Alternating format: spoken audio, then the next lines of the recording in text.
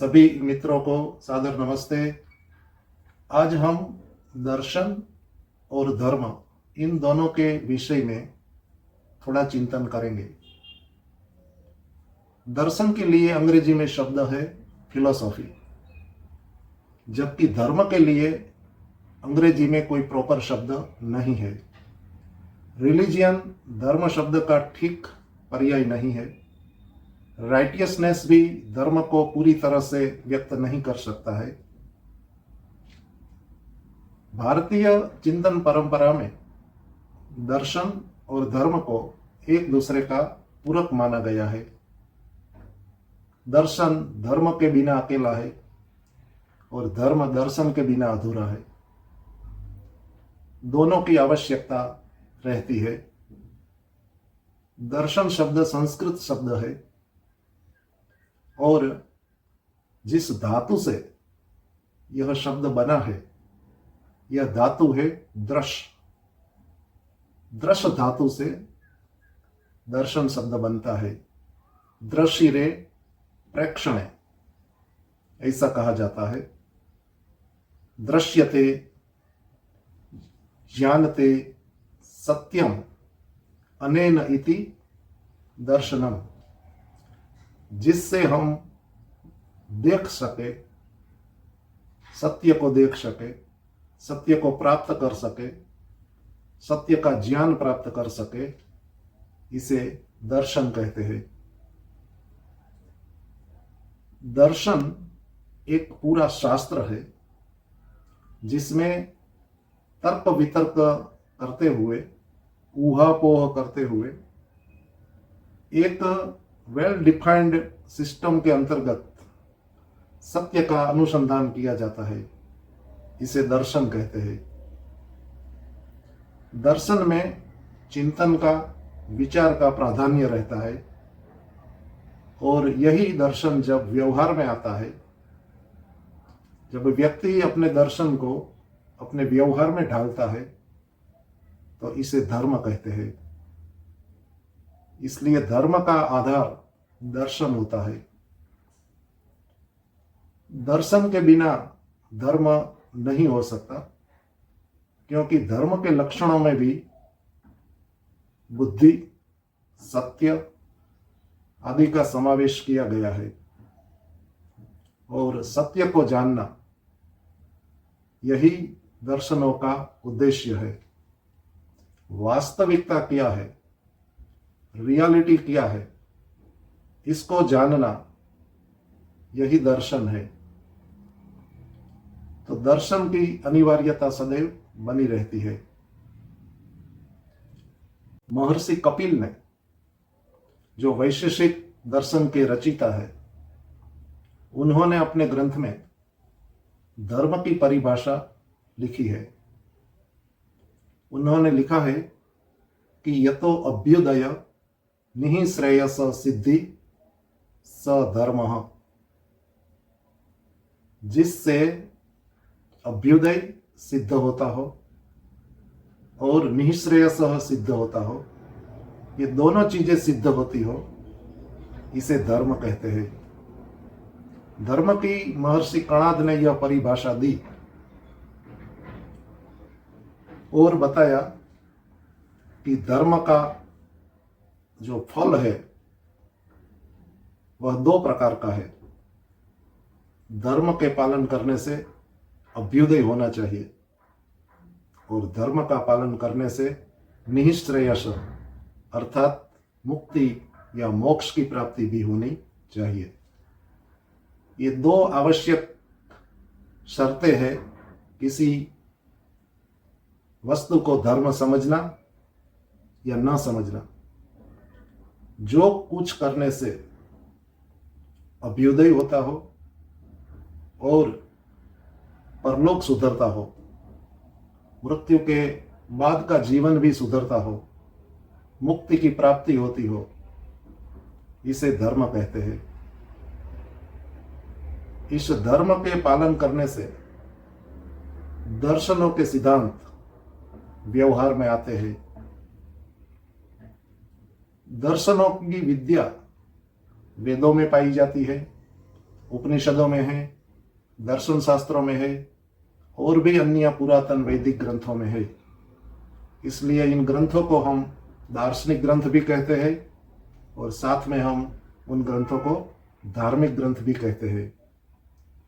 महर्षि पतंजलि ने अपने योग दर्शन में एक सूत्र में यह बताया है कि इस सृष्टि का उद्भव, निर्माण किस उद्देश्य से किया गया है, इस जगत को बनाने के पीछे क्या प्रयोजन है। तो उन्होंने लिखा है कि भोग और अपवर्ग की प्राप्ति हो, इसके लिए यह दृश्य अर्थात सृष्टि का निर्माण हुआ है। उन्होंने जगत अथवा सृष्टि के लिए दृश्यम शब्द का प्रयोग किया है। दृश्य क्यों उत्पन्न किया गया है, सृष्टि क्यों निर्माण की गई है, तो उन्होंने कहा कि दो उद्देश्य के लिए सृष्टि का निर्माण हुआ है, भोग और अपवर्ग। भोग कहते हैं संसार के प्राकृतिक पदार्थों का उपयोग, और अपवर्ग कहते हैं मुक्ति को, मोक्ष को। तो कणाद मुनि की तरह महर्षि पतंजलि ने भी सृष्टि उत्पत्ति का प्रयोजन यही बताया है कि संसार के पदार्थों का उपयोग करना और मुक्ति पाना, मोक्ष की प्राप्ति करना। मनुष्य जब से उत्पन्न हुआ है इस संसार में, तब से वह तत्वदर्शी रहा है। प्रत्येक व्यक्ति दर्शन करता है, चिंतन करता है, इस सृष्टि को देखता है, स्वयं को देखता है, अन्यों को देखता है और कुछ निर्णय निकालता है। इसे व्यक्तिगत दर्शन कहेंगे। इसलिए प्रत्येक व्यक्ति दार्शनिक है। सभी का स्तर भिन्न भिन्न है, परंतु दार्शनिक प्रत्येक व्यक्ति है, क्योंकि कुछ न कुछ निर्णय निकालता है। और जब अभ्युदय का प्रश्न उत्पन्न होता है, आज का, वर्तमान का, इस जीवन का, ऐहिक जीवन का, तो व्यक्ति इस संसार के पदार्थों का ऐसे उपयोग करना चाहता है कि जिससे उसे सुख की प्राप्ति हो, आनंद की प्राप्ति हो और दुखों की निवृत्ति हो। कोई भी मनुष्य या कोई भी प्राणी दुख की इच्छा नहीं करता है। वह सदैव सुख की, आनंद की, निर्भयता की प्राप्ति के लिए इच्छा करता है। और जिस व्यक्ति का दार्शनिक ज्ञान शुद्ध हो और तद अनुसार उसका जीवन हो, वह व्यक्ति दुखों का निवारण करने में और सुखों की प्राप्ति करने में अधिक सफल रहता है। इसलिए दर्शनों की आवश्यकता मानी गई है कि व्यक्ति को चिंतन मनन करके कुछ ठोस निर्णय निकालने चाहिए और उन सत्य निर्णयों पर अपने जीवन को चलाना चाहिए। इस संसार को समझने में, इस संसार की वास्तविकता को समझने में अनेक विद्वानों ने, अनेक ऋषियों ने, मनीषियों ने अपनी ताकत लगाई है। वेदों में इस संसार के सत्यों का प्रकाश किया गया है। यह संसार कैसा है, यह संसार क्यों बनाया गया है, यह संसार किसके लिए बनाया गया है, यह संसार कब तक विद्यमान रहेगा, मुक्ति क्या है, मोक्ष क्या है, कर्मफल क्या है, आत्मा का स्वरूप कैसा है, ईश्वर का स्वरूप कैसा है। ये सारी बातें वेद मंत्रों में बीज रूप में, सूत्रात्मक शैली में बताई गई है और इन बातों का विशद वर्णन हमें वैदिक साहित्य में प्राप्त होता है। जिन दार्शनिकों ने इस सृष्टि को समझने का प्रयास किया, उनके निष्कर्षों को हम मुख्य रूप से 3 भागों में विभाजित कर सकते हैं। एक वर्ग ऐसे विद्वानों का या चिंतकों का रहा कि जिन्होंने यह निष्कर्ष निकाला कि इस सृष्टि का मूल कारण जड़ है, इनर्ट है। इस सृष्टि किसी जड़ पदार्थ से उत्पन्न हुई है। हमारे देश में इस विचारधारा का सूत्रपात बृहस्पति नाम के एक व्यक्ति ने किया था और चार्वाक दर्शन इसी बृहस्पति की विचारधारा का प्रचार करता है, जिसमें किसी भी चेतन सत्ता को नहीं माना जाता है, केवल जड़ पदार्थ को ही माना जाता है। जड़ पदार्थ में परिवर्तन होते होते, अवस्था बदलते बदलते एक ऐसा स्टेज आता है कि कुछ चैतन्य उत्पन्न हो जाता है, कुछ चेतना उत्पन्न हो जाती है। उनका ऐसा मत है कि मूल रूप में सृष्टि का मूल अगर देखा जाए तो जड़ पदार्थ है। स्वाभाविक रूप से चेतन कोई मूल सत्ता नहीं है। जड़ में से ही सब कुछ निर्माण हुआ है। इसे हम जड़वाद कह सकते हैं। पाश्चात्य जो दर्शन है, वह दर्शन भी यदि हम ग्रीस का, यूनान का दार्शनिक मत को विस्मृत कर देवे तो पाश्चात्य जगत भी अधिकांश में जड़वाद को मान्यता देता है। जड़ में से ही सब कुछ निर्माण हुआ है। दूसरी विचारधारा जो है वह ऐसा मानती है कि सृष्टि का निर्माण चेतन सत्ता से हुआ है। उस चेतन सत्ता को ब्रह्म कहते हैं। ब्रह्म में से ही इस सृष्टि का निर्माण हुआ है। चेतन में से ही यह जगत बना है। कोई जड़ पदार्थ नहीं है, न कोई जीव है, आत्मा है। उसका मानना है कि केवल एक ही सत्ता है और वह है ब्रह्म की सत्ता, चेतन की सत्ता। यदि हमें जड़ पदार्थों की प्रतीति होती है, यदि हमें जीवात्मा की प्रतीति होती है, तो इस विचारधारा वालों का कहना है कि यह आपका भ्रम है, आप भ्रमणा में है, आप अज्ञान में है, इसलिए आपको जड़ पदार्थ की सत्ता प्रतीत होती है, इसलिए आपको ब्रह्म से पृथक जीव की सत्ता प्रतीत होती है। वास्तव में एक ही सत्ता है जो चेतन है और जिसे ब्रह्म कहा जाता है।